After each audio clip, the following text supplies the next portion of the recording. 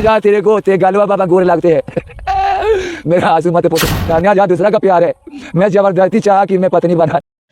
दोस्तों आज सुबह हमने एक वीडियो देखा जिस वीडियो में तेगलवा बाबा रो रहे थे और तन्या झा से माफ़ी मांग रहे थे। तो हम तेगलवा बाबा को कहना चाहते हैं, तेगलवा बाबा आप माफ़ी क्यों मांग रहे हैं? आप तो बाबा है ये है और वो तन्या झा जो है उदासीन है, वो भी एक नंबर दासीन, कोठा पर के दासीन। जैसे आप बाबा है वैसे वो तन्या झा दासीन है, तो आप माफ़ी काहे मांगते हैं? अरे वो रंडिये में है, एगो रंडिया से एगो अगर आपको कोई भरवा कहे तो वो भी कोई गलत नहीं है। आप खुलियाम कहते हैं कि तन्या जहाँ अमर पकड़ के लटकेगा, तो क्या गलती कह दी? कुछ गलती नहीं कहे है। वो कहती है कि हम 300 में लेंगे, ऊपर ठोकवाएंगे नीचे ठोकवाएंगे, मतलब पूरा गाना खुलियाम गाती है तो ओकरा सर में नहीं है।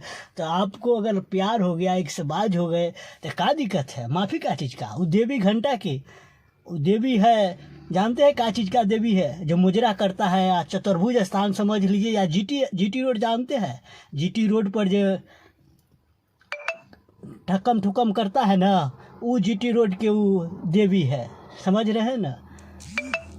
तो आप माफ़ी काहे मांगते हैं? तेगलवा बाबा आपके साथ पूरे बिहार के लड़का है, आप टेंशन मत लीजिए। तन्या झा को रेलिए और खूब अपना पकड़ के लटकवाइए, कोई टेंशन नहीं है। खैर दोस्तों, आपको क्या कहना है तन्या झा जैसे रंडिया लोक सिंगर के बारे में आप कमेंट में बताइए और इस वीडियो को शेयर कीजिए।